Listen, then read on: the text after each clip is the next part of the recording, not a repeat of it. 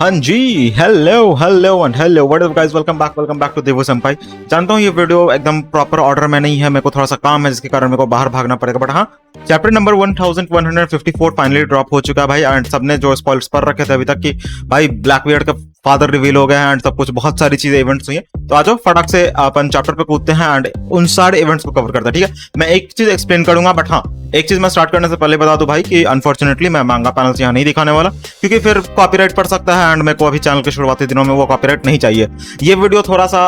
बिना एडिटिंग के होने वाला है। ठीक है, मैं तुम्हें मांगा पैनल, बट मैं हर एक चीज समझाने वाला हूँ। ठीक है, इसके बाद जो वीडियो आ जाएंगे उनमें प्रॉपर एडिटिंग होगी, प्रॉपर सब कुछ अच्छे से, पैनल तो नहीं, लेकिन हाँ तब भी मैं मच बेटर एक्सप्लेन करने की कोशिश करूंगा। ठीक है, तो इस वीडियो में मेरी बातों पे फोकस करना। And if you have another device तो काम करो ना, तुम एक साइड में मैं जो बोलने वाला वो सुनते रहो एंड दूसरे साइड में तुम मांगा पैनल खोल सकते हो भाई। तुम वन पीस देख रहे हो भाई, तुम you support the P word, right? ठीक है, मैं पी वर्ड लेना नहीं चाहता हूँ वीडियो में, but you know what we are all pirate. नहीं समझ रहे हो ना? ठीक है, तो आ जाओ, मैं बिना किसी देरी के भाई फटाक से चालू करते हैं चैप्टर नंबर 1154, जिसका टाइटल हो रहा है I am not gonna die. मैं ऐसा ही मतलब मैं स्क्रीन पे देख के पढ़ रहा हूँ और तुम भी वहां पे देख के तुम समझ सकते हो। तुम बस इमेजेस देखो, कहानी मैं समझा दूंगा। ठीक है, एंड भैया जो कि कवर पेज है वहां पे हमें अभी भी दिखाया जाता है कि यामातो जो कि अभी भी कीको से मिली है एंड फिर ये लोग अभी भी वानो के टूर पे निकले हुए थे भाई। पता नहीं, मेरा ब्रेक खत्म हो जा रहा है, इसका टूर क्यों नहीं खत्म हो रहा है भाई अभी तक। बट हाँ, ये लोग घूमते घूमते उस जगह पे आ गए जहाँ पे मेरे को लगता है जोरो और वो जो वुल्फ का फाइट हुआ था ना, तो फिर वुल्फ जहाँ पे से जोरो बहुत सारा स्वॉर्ड्स एंड वेपन्स निकाला था वो ओनिगाशिमा पे अटैक करने के लिए। ठीक है, तो मेरे ख्याल से वही जगह एंड यहाँ पे यामातो एंड कीकू फिर इस जगह पे रिस्पेक्ट देने के लिए आए हैं। ठीक है, एंड फिर इसके बाद हमें स्टोरी में मतलब हम लोग अब स्टोरी पे फोकस करते हैं जो कि मांगा पैनल से हमारे, तो हमें सीधा बता देता है कि हम लोग आज नहीं, जो करंट टाइम चल रहा है उस पर नहीं, हम लोग स्टोरी में जाने वाले 63 ईयर्स पहले, मतलब अभी से 63 ईयर्स पहले जाने वाले। एंड उस टाइम पे दो जायंट्स थे, बहुत बड़े बड़े जायंट्स थे, जोरुल एंड जारुल। सबको याद होगा, जो लोग वन पीस को फॉलो कर रहे हैं उन सबको याद होगा जोरुल एंड जारुल। तो जारुल तो अभी करंटली लीडर है, ठीक है, काइंड ऑफ लीडर है, मतलब किंग नहीं है ऑफिशियल,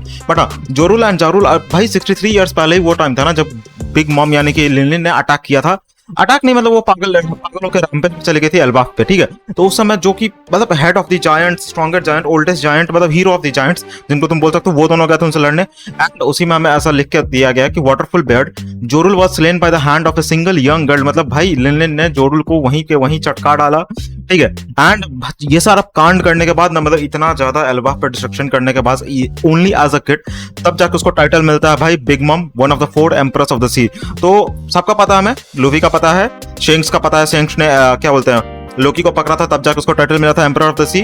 राजर का तो सबको पता है भाई, उसको कैसे मिला था। ठीक है, व्हाइट बियर्ड तो व्हाइट बियर्ड है, तो अब हमें पता चलेगा कि लिनलिन को भी ये टाइटल कैसे मिला एम्परर ऑफ द सी का। ठीक है, और फिर जब हम लोग वापस से पास्ट में आते हैं और फिर स्टोरी को कंटिन्यू करते हैं, तब ऐसा बताया कि जब ये सब कांड हुआ ना, जब लोकी का जन्म हुआ, फिर उसके बाद लिनलिन का ये सब कांड हुआ, तो उसके बाद भाई पता नहीं एल्बाफ को क्या हो गया था अचानक से। मतलब वहां का भाई वेदर इतना ज्यादा रैंडम, या आज मतलब आज मान लो एकदम तेज धूप है, तो कल भाई एकदम बाढ़ आ चुका है, या फिर पूरा का पूरा स्नो से ढका हुआ है एल्बाफ। ठीक है, इस तरह से मतलब जो भी इतना अच्छा जो फर्टाइल लैंड था वो पूरी की पूरी तरह से खराब हो चुका था, क्योंकि कभी बाढ़ आ रहा था, कभी स्नो पड़ रहा था, कभी एकदम सूखा पड़ जा रहा था भाई, कुछ भी हो रहा था एल्बाफ में। एंड ये सब चीज का जो जिम्मा था ना, क्योंकि अब भैया लोकी की माँ तो लोकी को पहली नजर में देख के ही एकदम पागल हो गई थी, तो ये सब का जो जिम्मा था, मतलब एल्बाफ पे ये जो भी कर्स आया था, कर्स बोलो या फिर कुछ भी बोलो, ये जो कर्स आया था लोकी की माँ पूरा का पूरा जिम्मा डाल देती है लोकी के कंधे के ऊपर। वो सीधा बोलती है ना कि मैंने तुम्हें बोला था कि उस चीज को नीचे फेंक दो, अंडरवर्ल्ड में फेंक दो ताकि वो वहीं मर जाए, लेकिन तुम लोगों ने ऐसा किया नहीं, इसी कारण से एल्बाफ पे हो रहा है। एंड भैया जब वो इतना ज्यादा बोल रही है, तब कहीं ना कहीं जाके एल्बाफ के जो जायंट्स है उनको भी इस बात पे बिलीफ होने लगा कि हाँ भैया ऐसा हो सकता है कि लोकी माइट बी कर्स्ड, और वो जब से यहाँ आया है तभी से एल्बाफ का जाके ऐसे किस्मत खराब होने लगा। ठीक है, लेकिन फिर अगले पैनल में हमें दिखाया जाता है कि भाई लोकी की माँ, क्योंकि वो बहुत ज्यादा बीमार रहती थी लोकी को जन्म देने के बाद, तो वो हमेशा अपने बेड पे पड़ी रहती थी, मतलब बेड पे आराम करते रहती थी। तो भाई वो जब अपने बेड पे आराम कर रही थी ना, तो लोकी वहाँ क्रेडल वो होता है जिसमें तुम लोग जिसमें बच्चों को रखते हो, ऊपर में खिलौना लगा रहता है, बच्चे खेलते रहते हैं ना, या फिर सोने के लिए उनको रखते हो। तो भाई लोकी अपना क्रेडल तोड़ के, रूम्स को तोड़ के लिटरल अपने माँ के पास आने की कोशिश कर रहा है। एंड जैसे ही भाई वो दीवार तोड़ के घुसता है ना, उसकी माँ उस पर एक नजर डाल के पूरी तरह से पागल हो जाती है, चिल्लाने लगती है एंड सीधा बोलती है कि भाई डोंट लुक एट मी, नहीं इट लुक्ड एट मी, मतलब ये मुझे क्यों देख रहा है भाई, इस चीज को मुझसे दूर रखो, इस चीज को, मतलब इस बच्चे को भी नहीं, इस चीज को मुझसे दूर रखो। एंड भाई अब जब इतना परेशान हो रही, वो इतने एग्नी में है, मतलब दर्द में है, तो फिर सोल्जर्स कोशिश करते हैं कि हम लोग लोकी को पकड़ के अगले में ले जाते हैं भाई। लेकिन यहाँ पे भी अगर तुम मांगा पैनल्स में ठीक से देखो तो लोकी इतना बड़ा है, वो लिटरल जायंट वॉरियर्स हैं, जायंट सोल्जर्स हैं वो भाई बेबी लोकी के हाथ के बराबर है। दो दो पकड़ के सिर्फ बेबी लोकी जो कि बच्चा जो कि अभी क्रॉल कर रहा है, चल भी नहीं रहा, दो पैरों पे चल भी नहीं रहा, उसको क्रॉल कर रहा भाई, उसको रोकने के लिए दो के दो जायंट्स आके पकड़ रहे हैं उसको, तब भी रोक नहीं पा रहे हैं। एंड वो भाई लेकिन उसकी माँ भाई इतने ज्यादा पागल हो चुके हैं ना कि वो सीधा बोलती है कि इसकी आंखों से मेरे को दूर रखो, इसकी आंखों को ढको, इसकी आंखों को तबाह कर दो, जो करना करो, लेकिन हाँ जब तक ये आंखें कुछ भी देखती रहेंगी ये आइलैंड हमेशा के लिए कष्ट रहेगा, जब तक लोकी जिंदा रहेगा ये आइलैंड हमेशा कष्ट रहेगा भाई।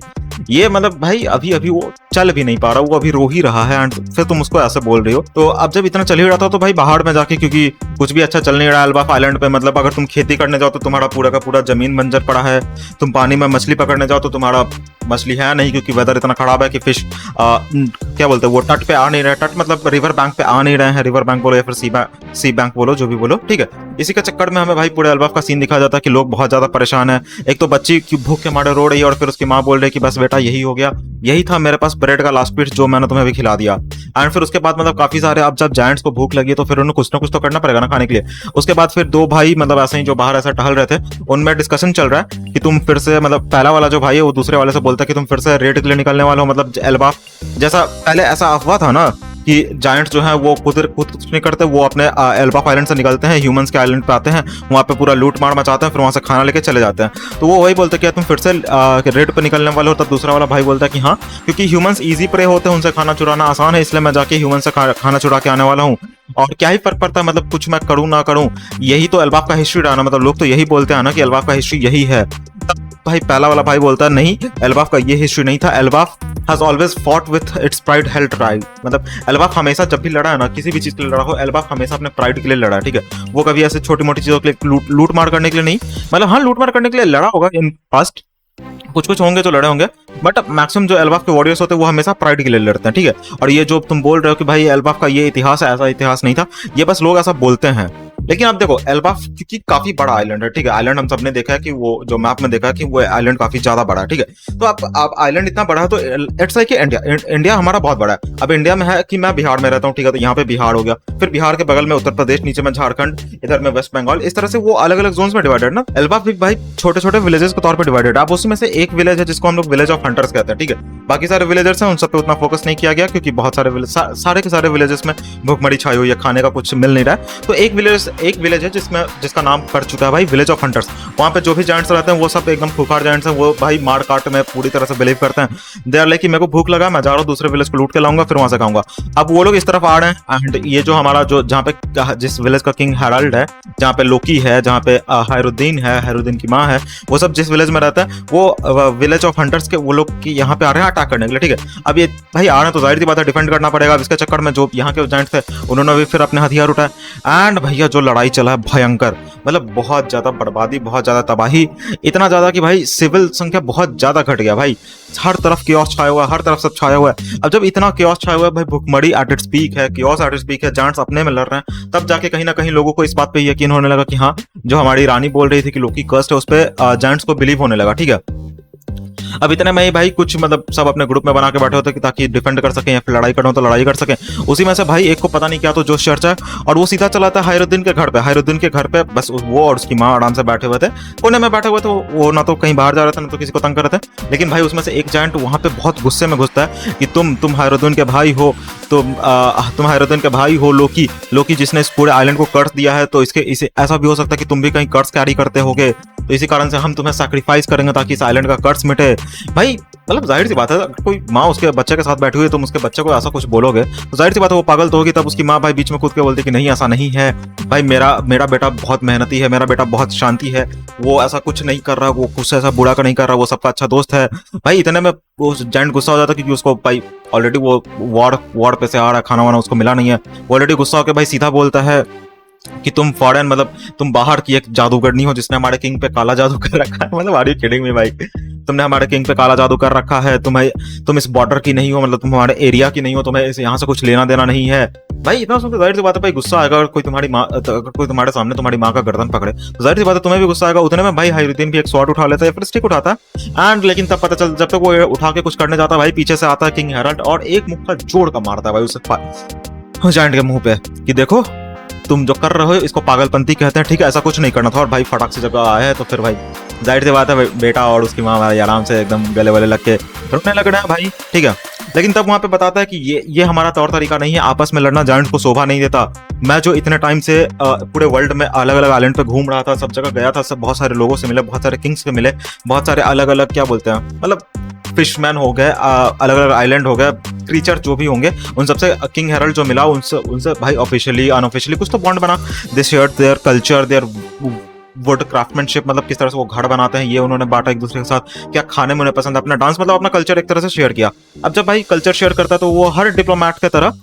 बॉन्ड तो बनी जाता है ना नेशंस के बीच में, जैसे इंडिया भी है। इंडिया बहुत सारे कंट्रीज के साथ अलग अलग क्या बोलते हैं कल्चर शेयर करता है भाई, ठीक है। तो अब कहीं भी कुछ भी इट्स लाइक आपदा आती है, जैसे अभी कुछ टाइम पहले टर्की में हुआ था, तो इंडिया वो द फर्स्ट कंट्री जिसने पहले वहां पे हेल्प भेजा था ना। तो उसी तरह से भाई वर्ल्ड ओवर के जितने बहुत सारे जो किंग्स थे, उन्होंने भी एल्बाफ के, जब उनको पता चला कि एल्बाफ पे ऐसा ऐसा सीन है, मतलब क्या बोलते हैं भुखमरी छाया हुआ है, कुछ भी सही नहीं चल रहा, एल्बाफ आइलैंड बहुत ज्यादा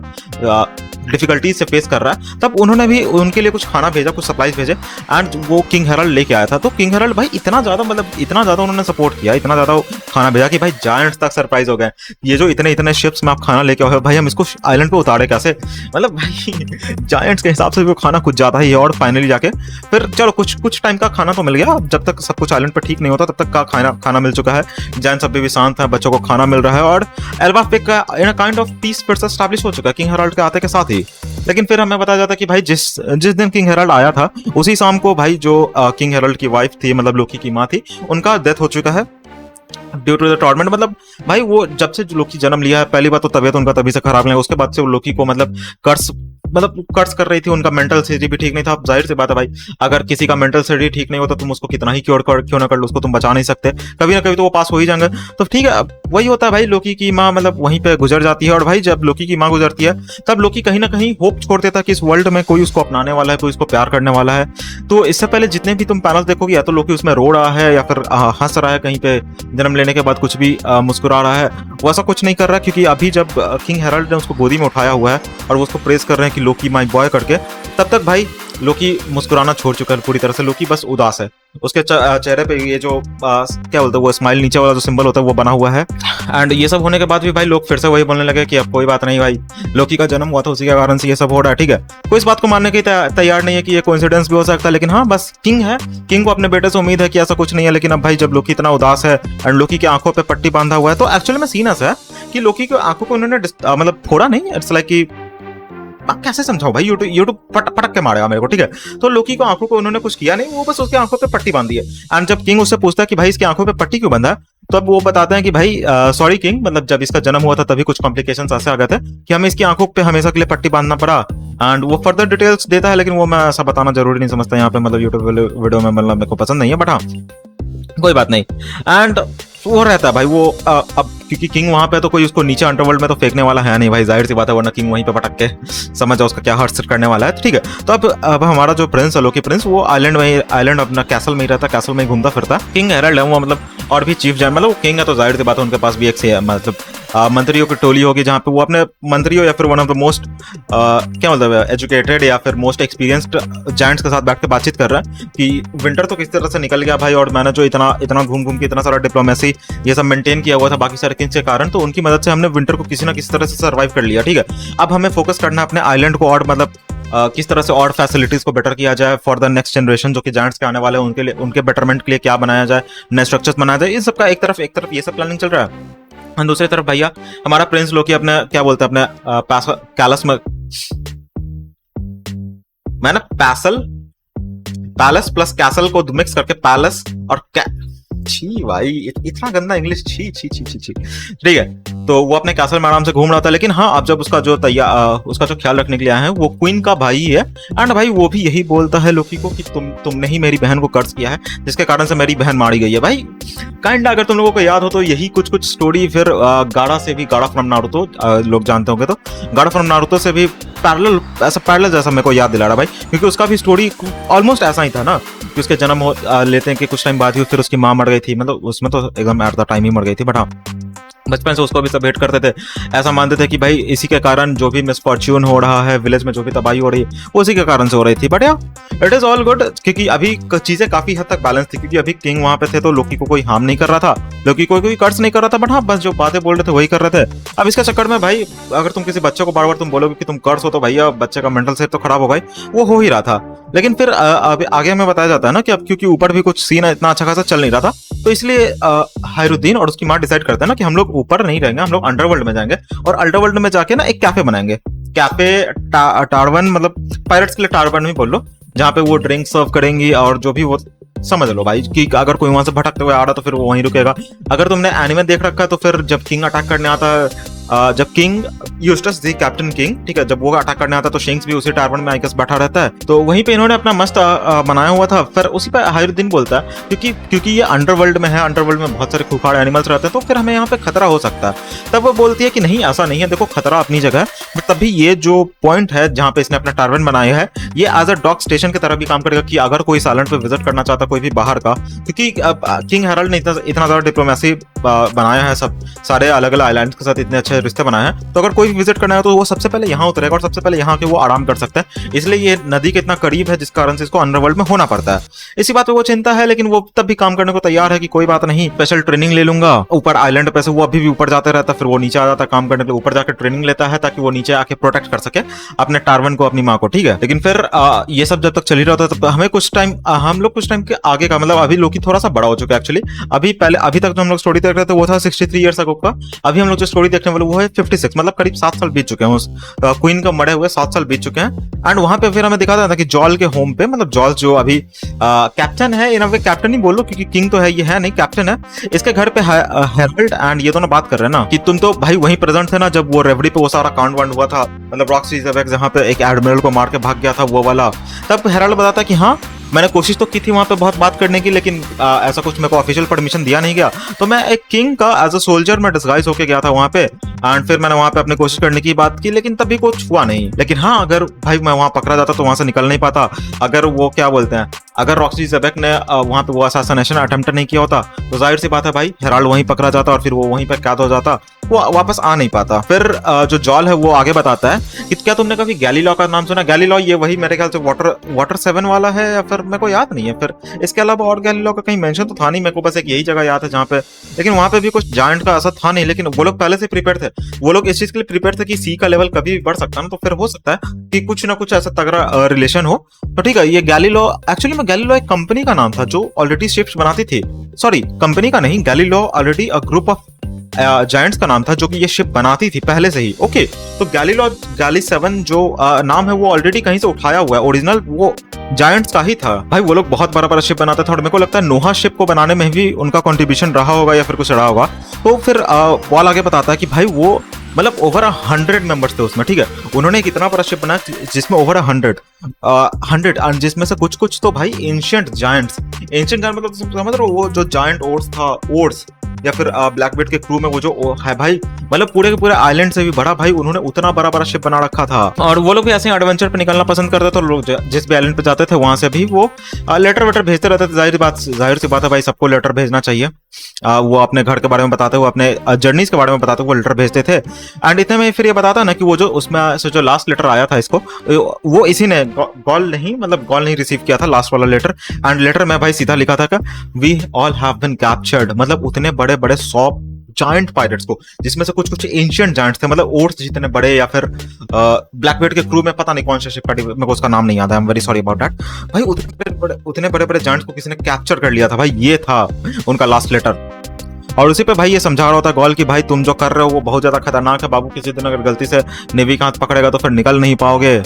और फिर लास्ट में ये बताता है ना कि अब जो उनके साथ हुआ कि उनको किसने पकड़ा या फिर उनके साथ क्या हुआ ये तो किसी को पता नहीं है, तो मेरे ख्याल से समुद्र में ही दफन हो गया। That's one classic thing, that's जो पायरेट बोलते हैं कि अगर किसी को पता नहीं है तो ये समुद्र अपने साथ ये राज लेके चला गया। इसी बातों के बीच में फिर ये भी रिवील होता है कि ये जो गॉल है भाई, इसने एक अफवाह सुन रखी है कि भाई ऐसा सीन है कि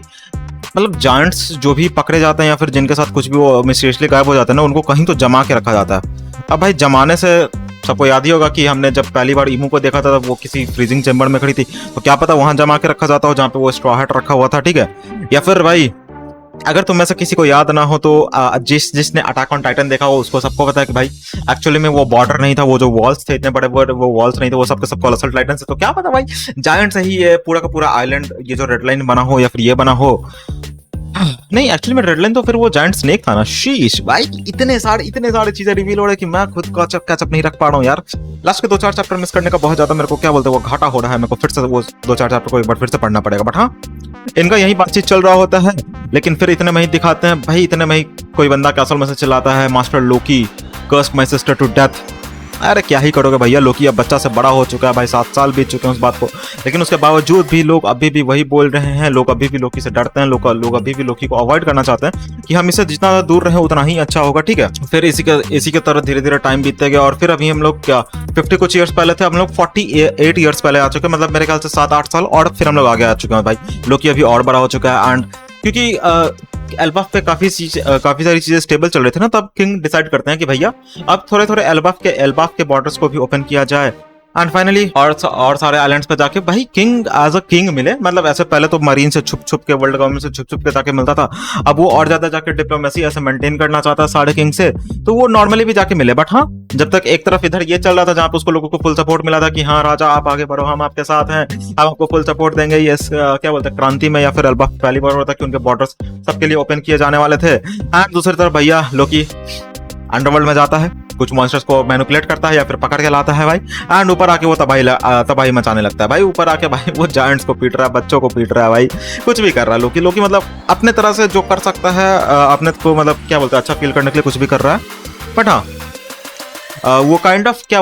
इतने सारे आइलैंड्स हैं, मतलब इतने सालों में जो भी किंग हेराल्ड ने बनाया इन हिज लीडरशिप और गाइडेंस, जो भी क्या बोलते हैं आइलैंड पर डेवलपमेंट आया कि घर्स बनाए जाएंगे, हॉस्पिटल्स बनाए जाएंगे, स्कूल्स बनाए जाएंगे for the next generation of giants, उन सबको वो तबाह करने लगता है लोकी। ठीक है, बस खेल कूद में ही तबाह करने लगता है, सीरियस लेकर तबाह करने नहीं निकलता है वो। ठीक है, तो उसने पे भाई हायरुद्दीन आता है बीच में और फिर वो उसको रोकते हुए बोलता है कि मैं तुम्हें ये सब कुछ भी तबाह नहीं करने दूंगा, जो भी डैड ने इतने लंबे टाइम लगा के बनाया है ये सब कुछ, ये सब मेहनत तुम ऐसे ही फिजूल में तुम बर्बाद नहीं कर सकते हो। इसी बात पे भाई लोकी गुस्सा आ जाता है कि तुम कैसे मेरे डैड को अपने डैड बोल रहे हो बे? नहीं यहाँ सिर्फ मैं ही उनका बेटा हूँ और कोई और नहीं है। और जो तुम ये बोल रहे हो कि भाई वो बाहर जाके सबके साथ पीस बनाएंगे, वो ऐसा नहीं होने वाला भाई। ह्यूमन ऐसे छोटे छोटे कीड़े होते हैं, उनके साथ पीस बनाने का ऐसा कुछ खास मतलब है नहीं। एंड इसी बात पे भाई दोनों में बहस चलता है। फिर लोकी भी बोलता है जस्ट बिकॉज कि तुम्हारा साइज बड़ा है तुम, इसका मतलब ये नहीं कि तुम बहुत ज्यादा मैटर करते हो, पूरी दुनिया तुम्हारे चारों तरफ घूम रही है, ऐसा कुछ नहीं है। तब लोकी बोलता है कि नहीं ऐसा बिल्कुल नहीं है कि जस्ट बिकॉज कि मैं बड़ा हूँ